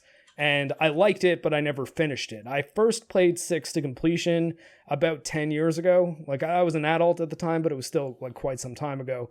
And that's when I was like, oh man, I was like, this is definitely the best Final Fantasy. Like, it really like has the best story, but 4 is pretty close. I know you're all about 7. And again, like I said, actually, after my Days Gone video, I might actually knock out one more like quick review, but I think I might do like a deep dive into like the Final Fantasy VII universe. So like play all the spin-offs, play the original game again, play the remake, and then see where we're at. Watch Advent Children. Yeah. But that might take me some time. Speaking of which, if you guys want to subscribe to my Patreon or my Subscribe Star, that'll help me do projects like that without feeling like I need to pump out more videos. Also, I'll get Fonz some of the money if you guys like the podcast. Speaking of some of our expectations, obviously we got no Final Fantasy VII news whatsoever. Yeah, I didn't think that was going to happen. No Final Fantasy 16. That's the one I expected to see that we didn't. I was pretty surprised we didn't see anything from 16 or really anything from Forspoken either, which isn't a Final Fantasy game, but apparently it's made by the team that made Final Fantasy 15. So I thought that there was a chance that we'd see some Forspoken stuff now that we're talking about Final Fantasy things. Yeah, but overall, Square Enix was probably another disappointing. Yeah, lackluster. Lackluster. That's a good word. Honestly, I think for me, as much as it's a little sad, I think the thing I probably enjoyed the most was the pixel remasters. Yeah, but even then, as soon as I saw that. As much as I saw Steam, I was like, nice Steam, but I immediately was like, oh, but not on the consoles? I was like, oh, people are going to be pissed off. Yeah. And again, I feel for you guys. And I hope that, honestly, I think Square likes money enough that they will port them eventually. I don't know that for sure, but I'm going to guess, but it sucks for now. And then moving on, probably my most disliked conference, just because I had kind of high hopes for it, was Capcom. Because they don't do conferences. Just don't do it, guys. Just don't waste your time. They never do. This is the first one Capcom has ever had, at least in years. I don't even remember the last time Capcom did a conference. Yeah. And they did not even show Resident Evil 4 VR, which they announced, and you'd figure that would be the kind of thing that you could pretty easily just have somebody on stage playing it and be like, here's how the controls are going to work. And this is why it's going to be fun if you own an Oculus Quest or whatever it's launching on. Did they show, what they showed of Resident Evil Village? Did they it was all DLC. But I feel did they really go into detail on what they were doing? I feel I was kind of no. They just said DLC is coming. Yeah, that's why I was like, did I miss something? But you know what? And that's the one thing I do love about Capcom, and they are becoming the new CD Projekt Red for me. Is that they actually almost release their games as a live service, but for free. Every couple they don't months, make you pay for it. Yeah, every couple months. Does. Yeah, they're just like, hey guys, here's some new stuff to do. Go enjoy it, have fun, and I'll give that. That's what they're doing with Village. They didn't say if it was paid DLC. They just said DLC. I assume going with what they've done, it's going to be free. ReVerse is looked pretty cool. Again, not really into multiplayer. Multiplayer Resident Evil is just I'm just always guys, I'm never gonna want to play one of these. Yeah, and but just see a person that I really love Resident Evil, so if anyone was going to, I would assume I would be your target audience. But you've never once shown me a Resident Evil multiplayer that's made me be like, let's do this. I'm I didn't get the sense of what is actually happening. So they had Leon facing off against Claire, but then all of a sudden Hunk shows up, and then sometimes you could see the G virus, and Birkin halfway mutated, and I'm what are you guys doing? What's happening here? Is this fun? Does anybody enjoy these games? I honestly don't think so, and that's why I wonder why Capcom keeps trying it. There must be people who play it. I guess Resident Evil, I think or Biohazard, I guess, is huge in Japan. So maybe there's a big group of Japanese people who just really love playing anything asymmetrical games. I don't get it. I mean, I don't know. Asymmetrical multiplayer can be fun, but it's also I don't know. How many times have you tried to do this with Resident Evil now, though? Yeah. That's kind of the thing. It's yeah, oh, man. What they released Monster Hunter Rise. I saw a trailer for that, but Monster Hunter Rise. They were just talking about new content for the Switch version. I was really hoping for a PC port of Rise, PC and console, like more powerful console versions of it, because I think we actually talked about this on our E3 predictions video. I played the demo for Monster Hunter Rise and just, oh man, God, like I know that I am like the poster child for like frame rate snobbery, but I just can't play Monster Hunter in 30 frames a second. I can't do it. I've tried. I even tried with Monster Hunter Generations Ultimate when I first got my Switch, because I was like, oh, there's like it was right around the time I was playing, or not when I first got my Switch, but when we first started playing Monster Hunter. It wasn't too long after Monster Hunter World launched on PC that Generations Ultimate, I think that's the one it is, came out on Switch, and I bought it, and I played maybe 4 hunts before I was just like, it's just not the same. Like, I just can't do this. And I thought that it was just because, okay, maybe the quality of life things that are in World make the game design a lot better. So, like, going back to the, what I believe was a remake of a 3DS Monster Hunter game, maybe that's the thing. But then when I played the demo of Rise, I was just like, no, I think it's just, I can't, like, it's too clunky. I can't look at it right now because I'm too used to seeing that world looking buttery smooth on my PC. And like, well, like your hitboxes, your invulnerability, yeah, like your invulnerability timing is pretty important. Like your dodge, everything. So like, I can. That was the first time I could agree with you. Like losing the frame rates in that, like, it crushes the game almost. Like when you go from 100 to 20 or 30, you're like, what's happening here, guys? I played Dark Souls on Switch a while back too, and I got most of the way through it. I think I stopped playing around the time it was at New Londo Ruins. It was around the time that at the clinic I was working at my old base, I was doing some night shifts because they were having the floors clean and somebody with military security access needed to be in the building. So I pretty much had nothing to do but play on my Nintendo Switch and watch movies, like catch up on Netflix things on my iPad. And I got most of the way through Dark Souls, but even that, I was like, man, this is just, it's not as much fun. Yeah. Like, I feel like every time I'm surviving a difficult battle, I'm fluking my way through it. And I mean, I know that like the Dark Souls games originally launched at 30 frames a second, and Bloodborne I've now beaten twice at 30 frames a second most of the time because Bloodborne runs very poorly. But it's not the ideal way to play that type of game. Like frame timing specific action games are just, they're so much better if you're playing them at 60 FPS or above. It's not even funny.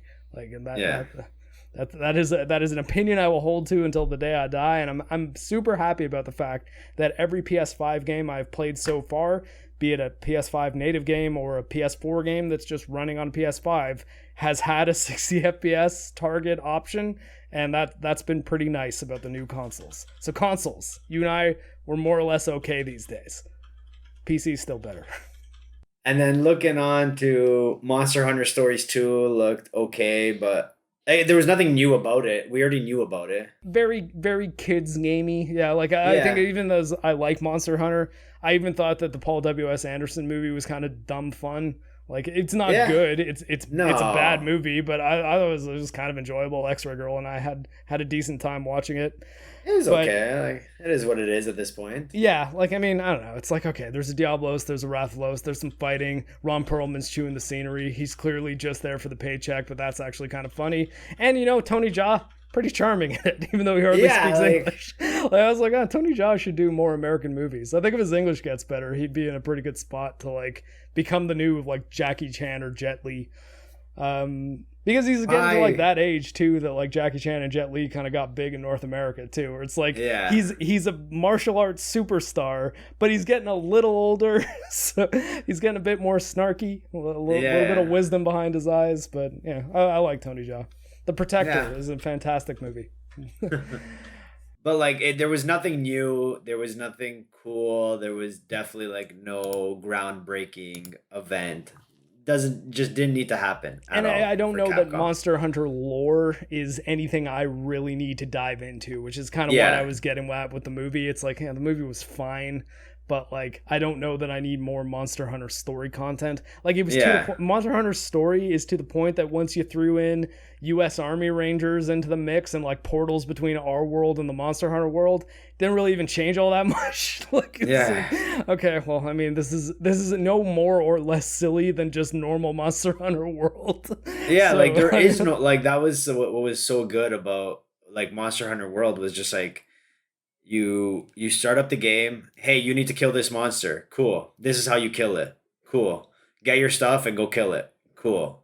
Onto that, killing that monster. Come back. All right, you killed that one. Good. Now onto this one. Yeah, awesome. Now we got to go kill this big one that's almost like a cinematic that you sort of play. Like fire some cannons at it and run around. There was no story. Fight a Nergigante on its back and then back to the normal hunts. And then on to finally Nintendo, which we've kind of touched on a little bit already. Touched on. I think that, like, again, right out the gate, all like Metroid Dread. I did kind of mention my issue with it. If I have any issue, is that I think that if it was just a pixel art 2D Metroid game that looked really, really good, I would have pre-ordered it immediately. And I tend to avoid pre-ordering games, especially these days, because like, man, marketing can be tricky. But that would be the kind of thing that I'd be like, man, like that's exactly what I've been wanting from Metroid for like. I was actually surprised when they said it's the first 3D Metroid in 19 years. And I was like, it hasn't been 19 years. Metroid Zero Mission came out. Ooh, it's been a while. You got me there. Yeah, Game Boy Advance. Game Boy Advance was a long time ago. I thought it looked beautiful. Yeah, I actually did. It looked like Bloodstained Ritual of the Night. It was like, if we're talking about the Metroidvania, like the idea of the term Metroidvania came from Super Metroid and Castlevania Symphony of the Night. That were both those kind of games where you've got a map that it's a 2D map that you explore, you unlock abilities, those abilities let you open doors and get to areas you couldn't before, so you can explore places that you went back. That is the concept of the Metroidvania game, and it came from those two games. Bloodstained Ritual of the Night is the modern successor to Castlevania Symphony of the Night, and it had the exact same visual style. So I can't be like, man, it sucks that it's not pixel art, because it's like, I like Bloodstained Ritual of the Night a lot, and it was that same thing. And once you're playing it, it actually does look pretty good. And I thought that what was neat was the last thing they showed, which was when the Emmy, or EMMI, robot jumps on Samus. It looked like what was either a death animation or it might have been like a quick time event where you like tap a button to knock her off you. They didn't show that much. It's where the trailer ended. But the camera turned in and it became like sort of a cinematic 3D angle. And I was like, okay, you know what? If they're doing stuff like that, that actually could be pretty cool and might justify the change in art style. But I think it's honestly like the first thing Nintendo has shown of anything that I've been excited to play in years, like probably arguably since like they first showed Breath of the Wild.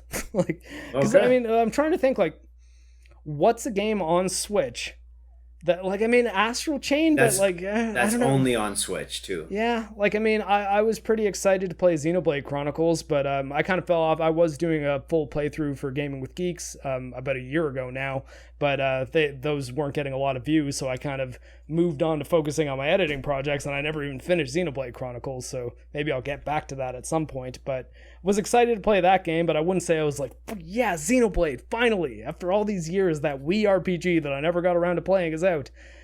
But I was just like, what other Switch games do I even really care about at all? And like, it's like, Astral Chain was kind of good because I like Platinum games, so it was cool to see them doing something. Oh, I guess was the Xbox conference that had Babylon's Fall? Or Square Enix? I don't know, I forget what it was. But anyway, that looked kind of cool too. That looked kind of cool, yeah. But I forgot to talk about Babylon's Fall, and I love Platinum. But Platinum's Astral Chain was a game that I liked playing on Switch. Thought it kind of ran like trash because it's a Platinum action game that has frame-specific timing that's stuck on Nintendo Switch. Is what it is, still a pretty good game.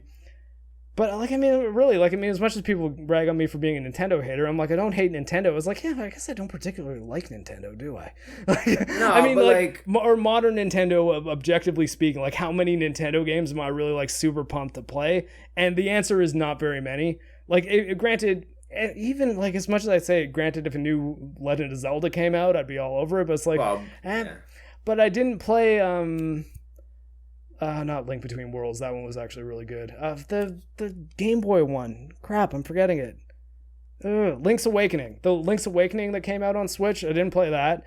Breath of the Wild 2, I thought just looked like more Breath of the Wild. I mean, it looked fine. It looked like an extended DLC. Oh my god, I got in the biggest argument about people. I was like, that. I mean, to me, that looks like Breath of the Wild DLC, and they're like, "What are you talking about? It looks amazing." And I'm like, "Oh, because it had floating islands." Like that was it. It just looked like Breath of the Wild, but there's some like Avatar style islands in the sky. Hell, even the only power that I saw Link use was the stasis power, like which is one of the skills you can use in Breath of the Wild. And like I just played Breath of the Wild again. Like I've played the game twice, only to completion once. To be fair, I didn't end up finishing it on Switch, but on Switch I did beat all the shrines, so that's a lot of time in Breath of the Wild. Yeah, and it's just I don't know, like. Like maybe it's because I just played it, but I'm like, do I need to play more Breath of the Wild? Like honestly, I'd probably rather do what you're doing right now and play Ocarina of Time, because it's like I actually never finished Ocarina of Time, so it's like that would actually be some new content to me. And the 3DS emulator I have, I got most of the way through after Link becomes an adult. And I was playing on GameCube because I never had an N64, which I think you know, but I had a GameCube actually that I think I bought specifically so we could play Smash Brothers. Oh, it was, you know what it was? It was so we could play Smash Brothers, and it was after they announced Resident Evil 4. So I was like, okay, I should get a GameCube. I'll get Smash Brothers that we can play until Resident Evil 4 comes out. And no regrets on that one. Resident Evil 4 on GameCube was great, and I did not know it was going to come out on PS2 like 2 years later, but because I already had a PS2. I think it would play better on GameCube though, like with the controller. I didn't play the PS2 version, but it had they launched at the same time, I probably just I wouldn't have been like I need to get a GameCube. But I was like, Metal Gear Solid Twin Snakes is on there, so I wouldn't mind playing that because I mean I'm wearing an Outer Heaven shirt right now, and I have a Peace Walker tattoo. Like I'm clearly a fairly large Metal Gear fan. Also, Metal Gear Solid 3 wall scroll in the background right there. But yeah, clearly I'm not a Kojima fanboy. I might be, but yeah. So with Wind Waker, when you pre-ordered Wind Waker at EB Games, you got a disc that had Ocarina of Time and Majora's Mask, and I played through most of Ocarina of Time, but never finished it. And then I started playing it again on 3DS when I was out working on ambulances, like doing my paramedic stuff, and didn't finish it that time either because my time on the road ended and I had to go do my army medic training and didn't end up finishing it there either. But I got as far as Death Mountain this time, just playing it on the emulator for the Zelda video, like the Breath of the Wild video that I was making. Although, again, like in my ethics of emulation thing, as I said, I played it on 3DS. I own the 3DS version, and that's the one I was emulating. So we're good, Nintendo. Don't cease and desist me.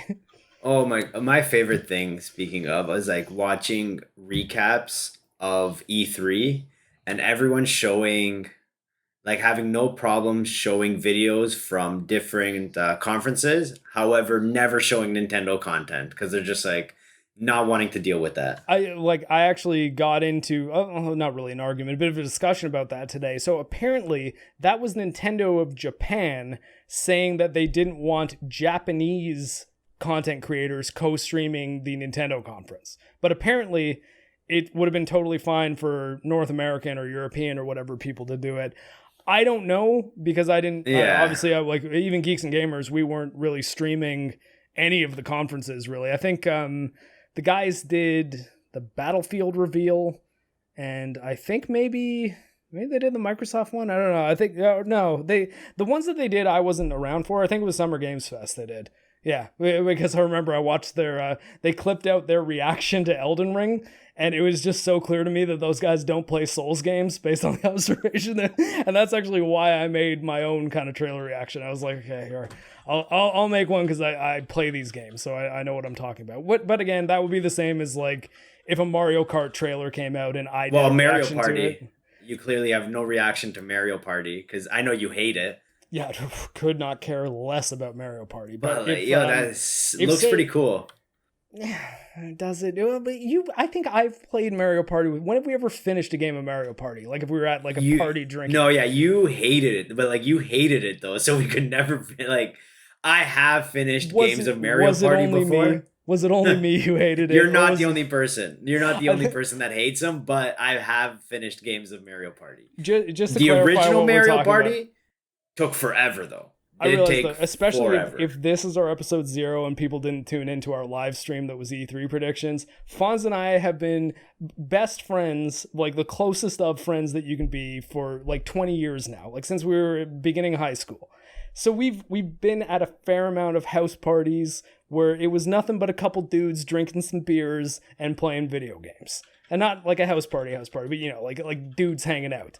So a fair amount of couch co-op games have been played, or couch adversarial games. And, you know, Nintendo games tend to have 4-player adversarial multiplayer. And again, with like GameCubes and things like that, we would play a fair amount of things like Smash Brothers. Every single time that it was attempted to play Mario Party, we would get like 3 turns in before most of the room, apparently not Fonz, but most of the rest of the room would just be like, fuck this, let's play Smash Brothers. Yeah. This sucks. Or we're waiting around Mario for a guy Kart. to roll a dice around a board, and then we're tapping the A button. This is horrible. Or no, the worst was with the N64, and you had to do like the circles with the fucking toggle, and your hand had the little mark on it. Yeah. No, Mario Party. I don't know. You know that we would always have more fun playing like Smash Brothers or just if we're gonna do Halo. But if we're gonna do a board game, just play Monopoly. Yeah.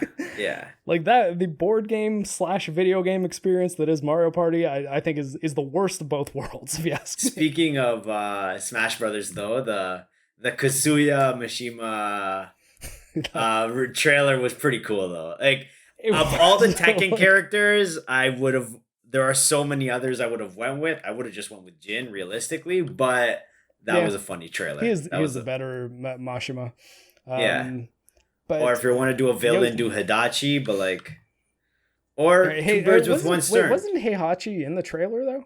Or was he? Maybe he was one of the like special attack characters you can call, the way like Raiden is. Yeah. You can summon Raiden in the current Smash Brothers.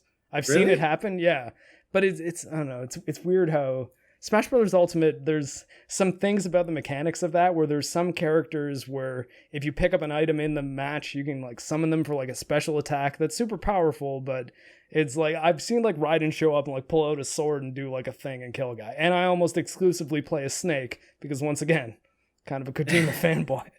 And now I was told that apparently Razor Fist will hate me because he hates everybody that likes Kojima. So Smash Brothers has Street Fighter characters. They now have Tekken characters. Yeah. SNK. What other? SNK. Fury, yeah. So, and if they have Raiden, they have Mortal Kombat characters. So, what are they missing? Just Soul Calibur? No. Raiden, Metal Gear Raiden. Okay. So they need Mortal Kombat characters. Raiden. Yeah. They need Mortal Kombat character. I don't think they need Mortal Kombat characters. Maybe an Injustice character. Why not? Someone was saying that, speaking of Yakuza, someone was saying that instead of Kazuya, they should have put Kazuma Kiryu in. And I was just like, see, they couldn't, because that would unbalance the game, because you can't put a character into Smash Brothers that every single other character would shit their pants if they look at. So Kiryu would just be like, and that'd be over. Guy's got the stare of death. Eye of the tiger. What other games did I saw that meme, by the way, but what other games did Nintendo come out with? Super Monkey Ball, cool, I guess. Monkey Ball games are all right. The Dragon Ball Z port, Tony Hawk's Pro Skater port. That was the thing. Krista, like immediately in the Geeks and Gamers chat, she's like, I can't wait till Kakarot comes out on Switch. She's like, I'm like, you have it on PC. She's like, yeah, but I'll actually be able to play it on Switch. I was like, why can't you play it? She's like, because I can play it with a controller on Switch. And I'm just like, oh my God, Krista. Like, I swear to God, the Geeks and Gamers team is trolling me with their acting like you can't use a controller on a PC. And she's like, yeah, but I don't like using the Xbox controller. I want to use my Switch controller. And Google Switch Pro controller on Steam. Okay. Copy, paste. There you go. I'm willing to bet you didn't do it, though. No, Krista, if you're in the comments right now, prove me wrong. Tell me that you got to work. But like, I will give them credit. It is a pain in the ass sometimes. Like, I have a PS4 controller and an Xbox controller for my PC, and like sometimes the firmware is not up to date or something crashes. Like that is the one good thing about consoles. Like, you pick up your PlayStation controller works with your PlayStation, and your headset works with your PlayStation. Everything is supposed to work. Have I told you about my issues with Nintendo Switch controller analog stick drift? No. It's one of the reasons I've stopped playing Mario Kart. The other reason is because that I 100% agree with you, Young Rippa, Eric July, that Mario Kart is a socialist game and it's horseshit. that game rewards the losers way too much. But also because it does though.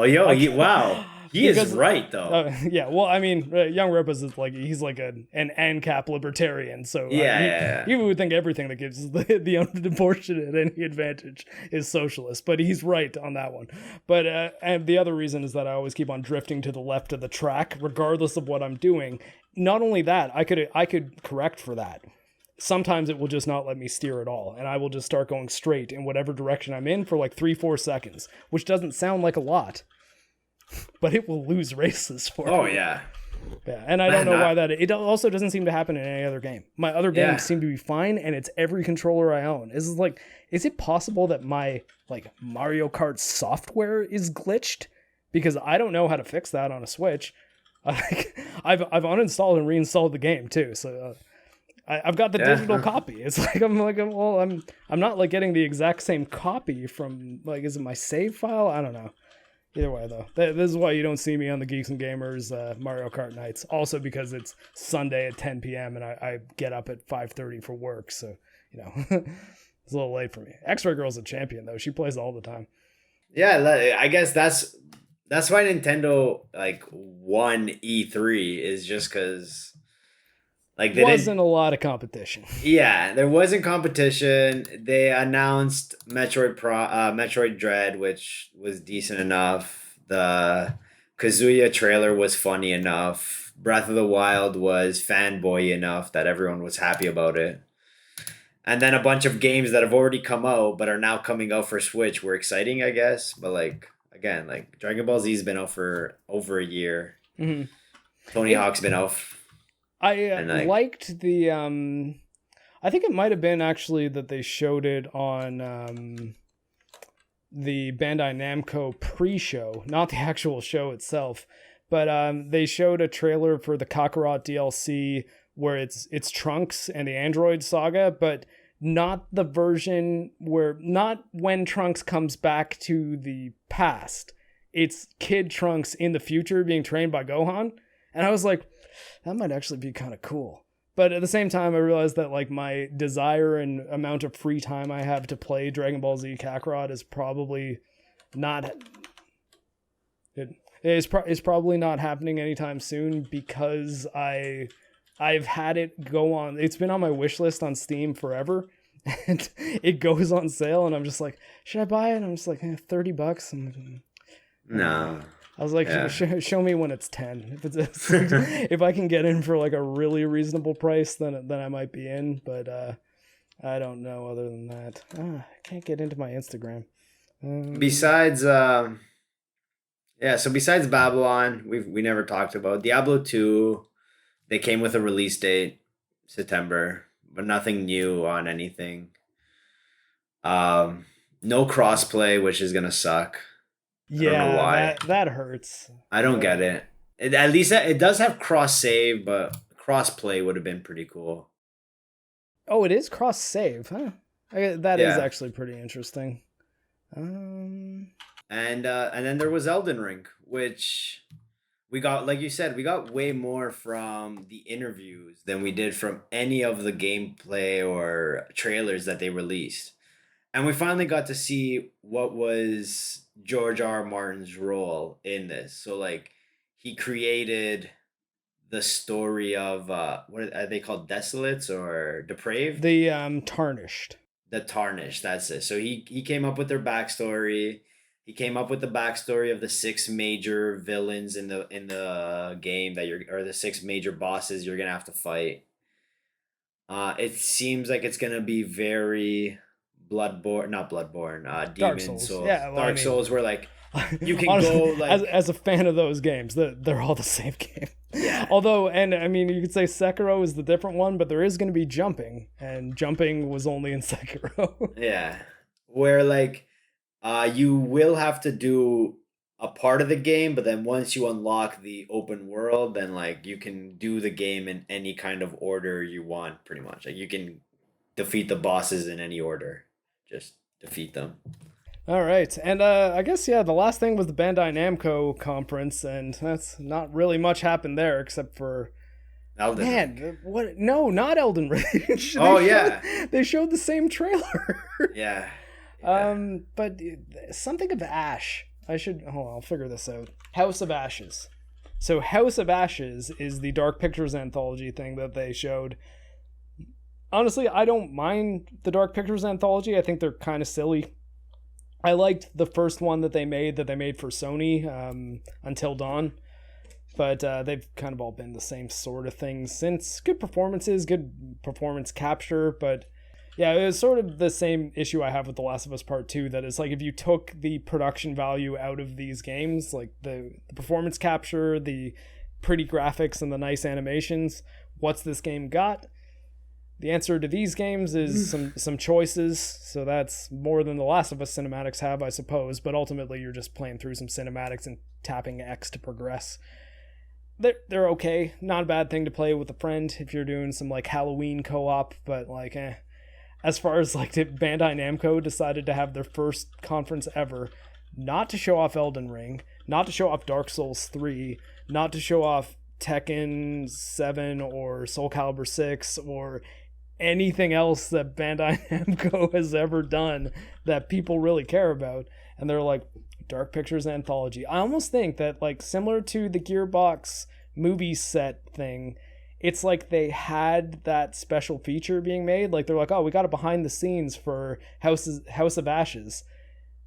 We could show that at E3, I guess. And then instead of just being like, okay, maybe we'll just, throw it up during E3, they're like, let's have like a conference that we're going to go into House of Ashes. I'm just like, man, fucking, like, I've probably the only one out of anyone I know who has played any of the Dark Pictures anthology, and even I've played like a quarter of Man of Medan, and that's it. So, like... Yeah, like, a lot of these things just did not need conferences at all. Yeah. Like, if you're not in person, like, playing the game and then reviewing it and, like, building hype by word of mouth, then, like, a lot of this was just unnecessary. Yeah, and I think when it comes right down to it, the gaming industry in general needs to decrease the idea of hype generation and increase the we have a game to show with actual gameplay that will give you a good sense of the product that you will actually buying. It's ready to show. It's coming out in 6 months.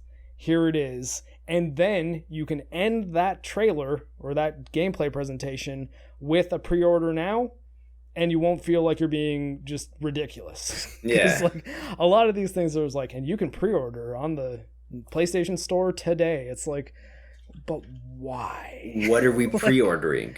like yeah, it's like, well, I mean, you like Far Cry, and this one has Gus Fring, so pay up, pay pigs. And you know what? Like, yeah, the last two games I pre-ordered were Cyberpunk and Final Fantasy VII Remake, and like honestly, kind of disappointed in both of them. Like, and I loved the Final Fantasy Remake, but like, especially when they came out with Yuffie on PS5 only, I was like, that was a waste. You're like, thanks, Square. Yeah, thanks, guys. Now I gotta have a PS5 so that I have the privilege of giving you another $20.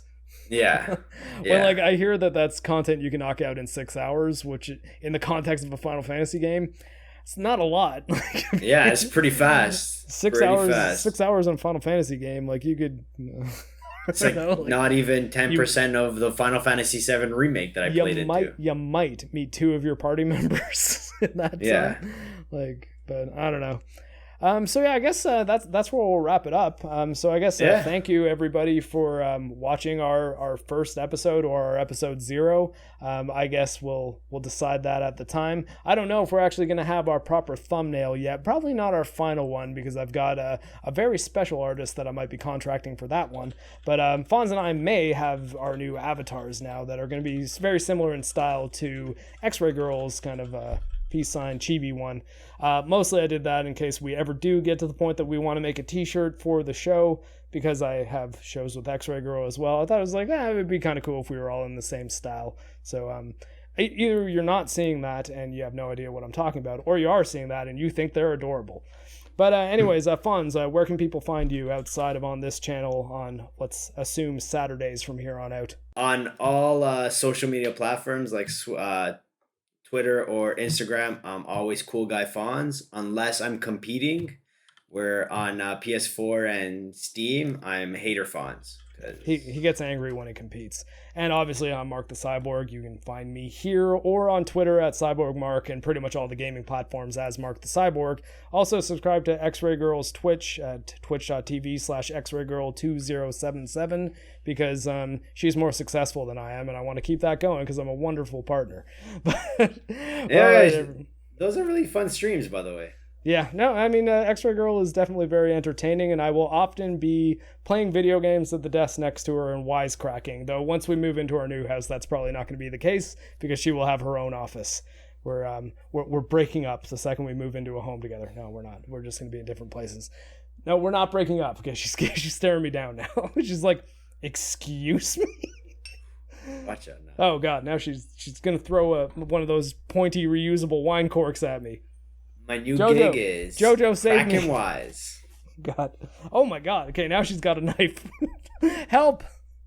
But remember, everybody, get good, scrubs.